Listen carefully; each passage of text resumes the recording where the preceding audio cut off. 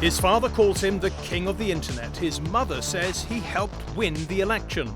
Some predict he'll be a president one day. But while he stands head and shoulders above all of them, he is neither a king nor a president. He is, however, a baron. Hello and welcome to the Nexus. Today we're taking a look at Barron Trump, Donald Trump's youngest son. He's 18 years of age, he stands over 2 meters tall and rarely speaks in public. But behind the scenes, he's apparently been playing a crucial role in getting his dad re-elected, primarily by advising him to appear on podcasts with people like Joe Rogan, Theo and Patrick Bet-David. Coming up then, we'll be looking at why podcasts are growing and the legacy media appears to be dying. CNN's ratings are terrible. Nobody watches CNN anymore. People hate them. And Joe Rogan is more popular than ever.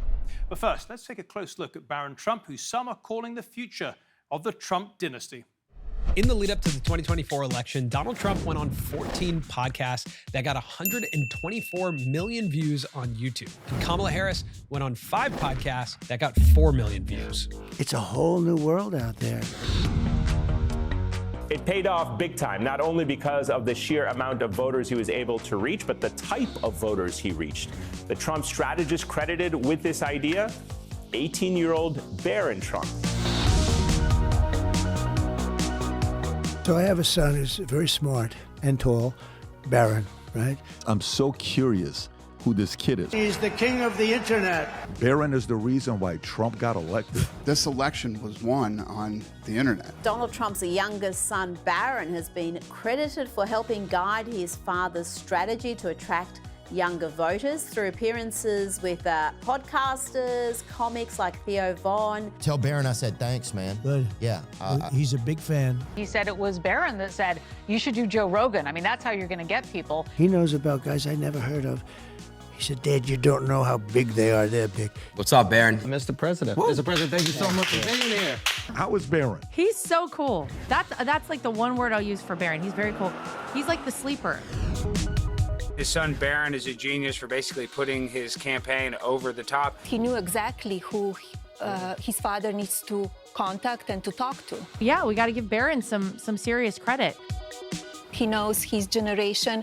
I like my suitcase. I like my suitcase.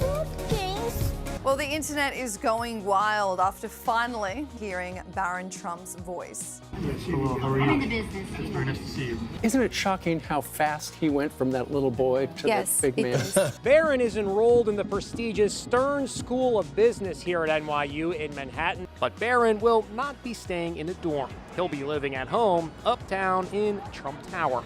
I don't think it's possible for him to be a normal student. He's really smart. He's very cool, very entertaining. He's his father's son. Like, there's no doubt about it. And he's going to do really incredible things. It's very nice to see you. Right, let's bring in our guest now. And today we have Nick Adams, who worked for the Trump campaign and has witnessed the Trump family dynamic firsthand. Gen Kimura, a young YouTuber who looks at how podcasts affected the last election. And Matt Binder is a podcast host for many years now who is generally critical of Trump. I think that's fair to say, Matt. Anyway, welcome to the program, everyone. Nick, let's start with you. It seems that Barron Trump is being given a new higher profile in the Trump dynasty. How important was he in his father's success? Matthew, it appears that Barron Trump was extraordinarily involved in President Trump's electoral success last month. It's very clear that obviously President Trump ran in 2016, he ran in 2020, and now he ran again in 2024. And this was really the first election that Barron was more or less an adult. And unlike the other Trump children, he really has been raised within this political climate much more significantly and substantially. And I think that has meant that he has paid a lot more attention to what's going on and how people receive their news. He's obviously a Gen Zer. We know that Gen Z males have been on their way to President Trump's side for quite a few years now. And he knows the main people that are involved in shaping the views of so many out there. And I think that he kind of led his dad in a really good direction by saying, Dad, you should really go and do the show of X and the show of Y, because young people like me are listening to those people, and I think that you can win the election that way. And it looks like that's what happened. Yeah, it certainly looks like there was a big swing amongst young male voters towards Donald Trump.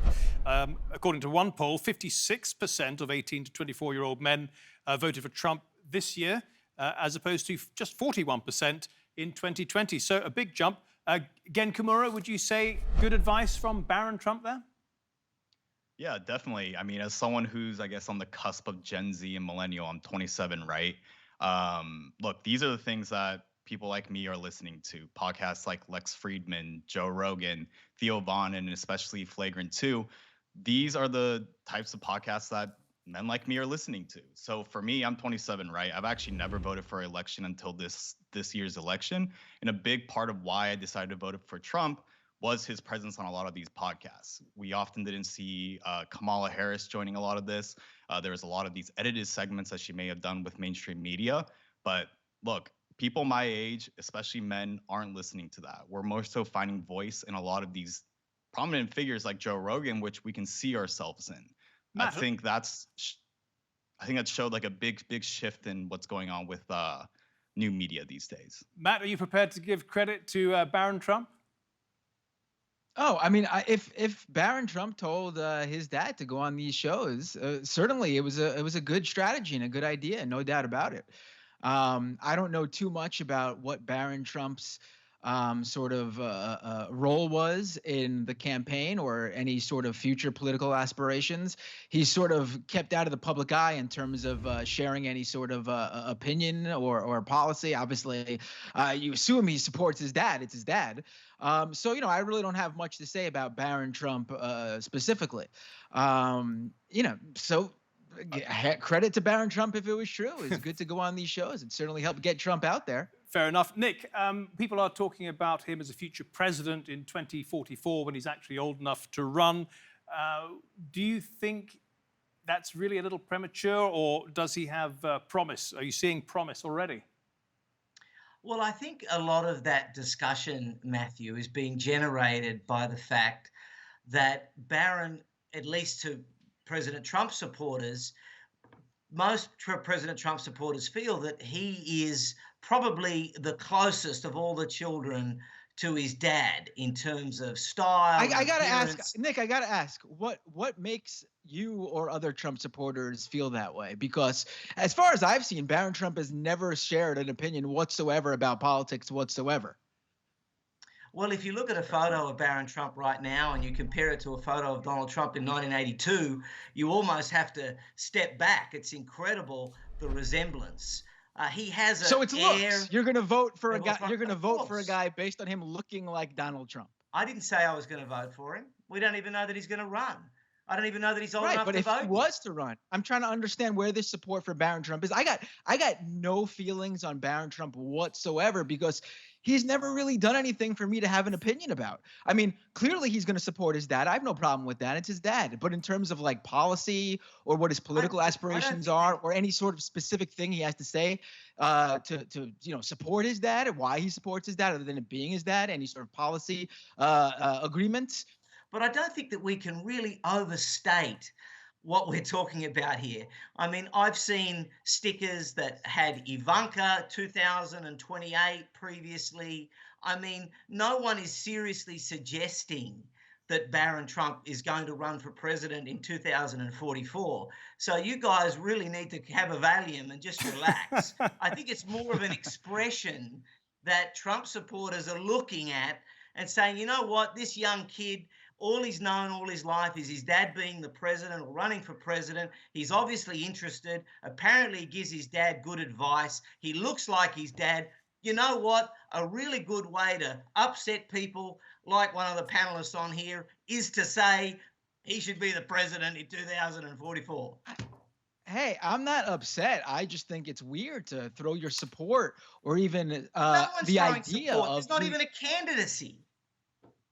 Of course not, but I truly don't understand the idea of I mean, if it's just a joke to you, then that's fine.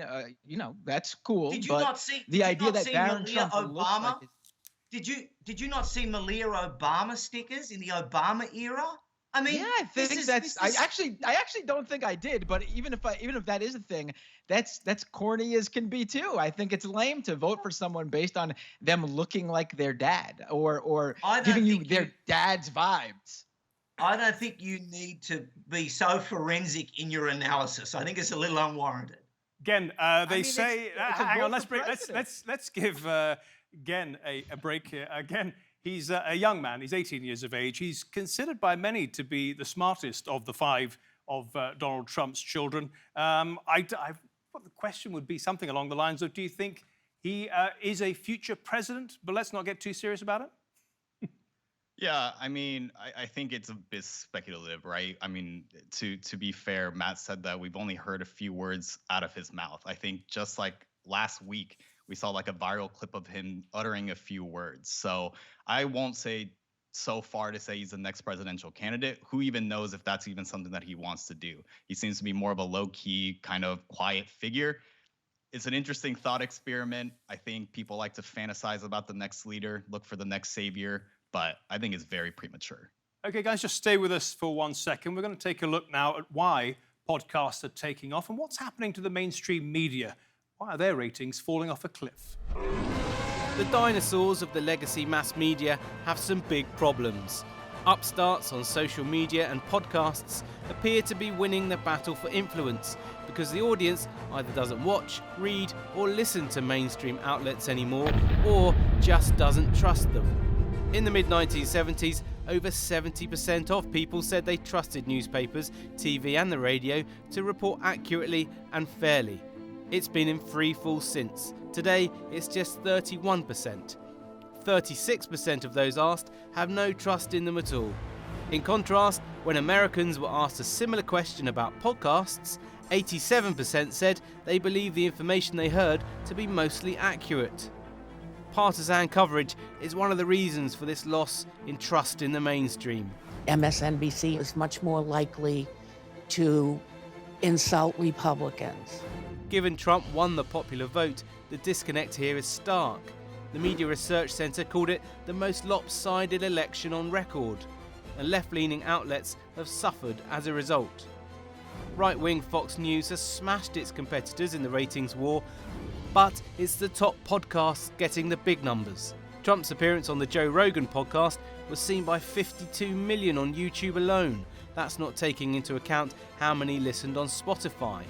There's a massive new audience for that kind of thing that I don't think the mainstream understands. That is a direct route to the young men that helped swing the election. 81% of Rogan's audience is young and male. 56% of them are under 35. Trump won 56% of male voters aged 18 to 28 in 2024, up from 41% in 2020. In the week before the election, CNN averaged just 415,000 viewers in prime time. Trump and his team clearly saw the trend. He rejected the usual TV interviews like the traditional sit-down on CBS's 60 Minutes, but took up invitations from Rogan and others like Theo, Charlie Kirk and Andrew Schultz. There we go. My son's a big fan of yours, Barron. These are great questions.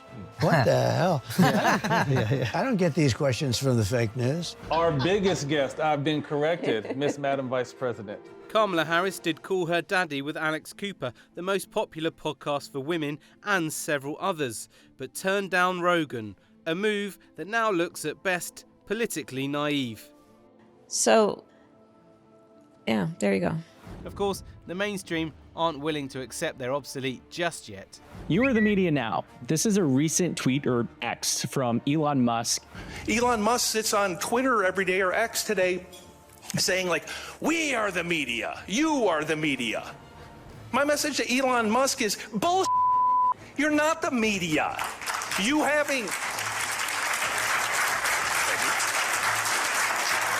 having a blue check mark, a Twitter handle, and 300 words of cleverness doesn't make you a reporter. You don't do that by popping off on Twitter. You don't do that by having an opinion. You do it by doing the hard work. Yeah, come on, slow clap, everyone. Whoa. Well done. First of all, I've got to say, extraordinary content. What NBC News and MSNBC reporters do matters. It matters. Okay, let's bring in our guests again. Nick, NBC, MSNBC, ABC, CNN, all of their ratings are tumbling. Why do you think that is? They've absolutely tanked, Matthew. Look, I think it's because people want the truth. People want authenticity. And they feel that for the last several years, even longer, more than a decade now, that the news that they've been subjected to on the mainstream media is objectively fake, that they choose what they want to report, and they report a narrative that they would like the American people to buy. And the American people have shown that they're not interested in buying the product that the mainstream media is selling, and they much prefer to give their time, their money, and any other resources they have to listening to independent people who they feel are far more honest, far more transparent, and far more real. Matt Binder, do you accept that the left-wing media in particular has failed to retain its trust with the people, and that's why people are going to the podcasts? Well, I mean, if you're calling cable news channels like CNN and MSNBC left-wing media, then, I disagree with that assessment of what type of media that is. It's just mainstream corporate news. CNN, MSNBC, and Fox News are all big companies, big corporations, massive conglomerates that basically serve their, corporate advertisers, executives, and leaders. I mean, there's a reason why, for example, Joe Biden's favorite TV show, a cable news show, I should say, is Morning Joe. I know nobody who watches Morning Joe other than Joe Biden. Yet Morning Joe has been on the air for years. I mean, the idea that that's left-wing media, I disagree with. Well, I say that. I mean, is the Democratic Party left-wing? No, I mean, in terms of like the broader left, absolutely not. Are they like left to the Republican Party? Sure, obviously. I mean, the United States of America is a very right-wing country. The Democrats are a fairly conservative party anywhere else in the world. How do you account for all those news organizations tanking in the ratings? Well, because there's an overall distrust in institutions, and legacy media in many aspects is a legacy institution that people are realizing doesn't always serve the broader public. Well, you say there's an overall distrust, but that's not really an explanation. Isn't it because those organizations, news organizations, lie to the American people?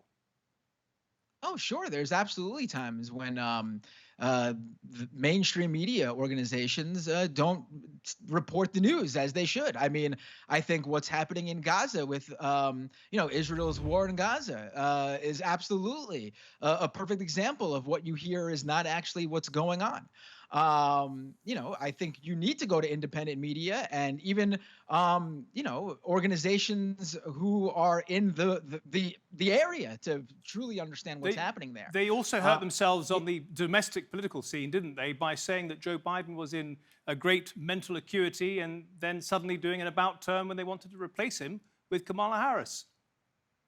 Oh, yeah, absolutely. I think in many aspects, the mainstream media showed their whole face when Joe Biden came out on that debate stage with Donald Trump, without a doubt. You're not going to get a pushback from me there. Independent media was on top of that from the get-go, questioning Joe Biden's ability to perform his presidential duties now, let alone another 4 years. That's a great point. Again, it's a great time to be a podcaster, isn't it? The majority of people actually believe podcasters over the news media, if indeed they are listening to those podcasts. I mean, look, my numbers show it too. I average around 300,000 views on each and every single one of my videos. I think, you probably can't say the same for news segments on CNN or MSNBC or even Fox News to say, right? Right now, legacy media is essentially being held up by a bunch of boomers. People in my generation, Gen Z, millennials, they'll much rather listen to someone with a face, someone that they can connect to, someone they can build a community around, rather than some face on CNN that changes every 2-3 years depending on contracts. And Nick, we're just wrapping up this segment of the program. There are signs that CNN and a few other newspapers like the LA Times that they're beginning to realize that unless they change, they're going to essentially become extinct. Do you see those changes? Look, I think I do. I have heard that these organisations are looking to bring on more conservative voices, and I think that that is a good thing, Matthew, but I also think it's too little too late. And I really can't see the public perception of something like the LA Times or CNN changing at this point, which is sad. I have 3.5 million followers on social media platforms, and I can tell you that a video that I do, which I simply post online, recorded on a cell phone, gets more views than the average CNN or MSNBC show. So this is a very steep hole that these mainstream media guys have gotten themselves into. And I don't know that they can get out, Matthew. Matt Binder, one final question. I remember years and years ago now, Steve Jobs saying, I don't want to see us becoming a nation of bloggers, and vloggers. I do think there's a place for proper journalism. The news gathering and editorial organizations are really important. I don't want to see us descend into a nation of bloggers myself. I think we need editorial more than ever right now. So anything that we can do to help the New York Times and the Washington Post, the Wall Street Journal, and other news gathering organizations find new ways of expression so that they can afford to get paid, so they can afford to keep their news gathering and editorial operations intact, I'm all for. I just wonder, is it good for democracy that people are moving away from the mainstream media towards podcasters? Yeah, sure. So I do think that it's good that, podcasts and blogs and, online video has given a voice and a platform to people who otherwise would have been overlooked and their opinions or even their side of a story not heard. So that's certainly a good thing. But I will say that, there's also this, level of journalistic integrity that I think is missing, not in the podcast form altogether, but in some podcasters, they certainly don't feel like they need to adhere to that sort of thing. They feel like things are looser. They don't have an editor to shoot stories around with. They're not, they don't have a whole giant corporation behind them with lots of money that makes them a target for lawsuits if they get something wrong. So they're a little bit more loose with the facts. So you find people, not really doing their due diligence sometimes in these sort of online media forums. Again, it's an overall good, I think. But, for example, you had Nick Adams earlier telling me that, he would never support Barron Trump for president, not knowing too much about who he is. I didn't say that. But then just, I didn't say that at all. That's absolutely wrong. But if you look at his Twitter feed, you're just being a sore loser because I got the better of you last segment. If you look at his Twitter feed, I Nick love Adams, Barron Trump. Why would I not support Barron Trump? Barron Trump is not Nick running Adams, yet. August 14th. Barron Trump is a future president in the making. Nick Adams, May 17th. Barron Trump for vice president. I mean, I don't understand why Nick Adams wouldn't just come out and say, yeah, he supports all future political aspirations of Barron Trump, because he's already said it online over and over again, but he won't tell you to your face now, Matthew. I don't know why. I mean, I don't get it. You don't understand I think social media at all, my friend. How many followers have you got? That's a really good point. What do you mean, how many followers do I got? Though, because there's definitely less guardrails. I think that's an advantage. Who cares about followers? I think you just said, Nick. Guys, pause for a second. We haven't heard a hell of a lot from Gen. Gen, come in with the last word. We have to round it up. Hang on a second.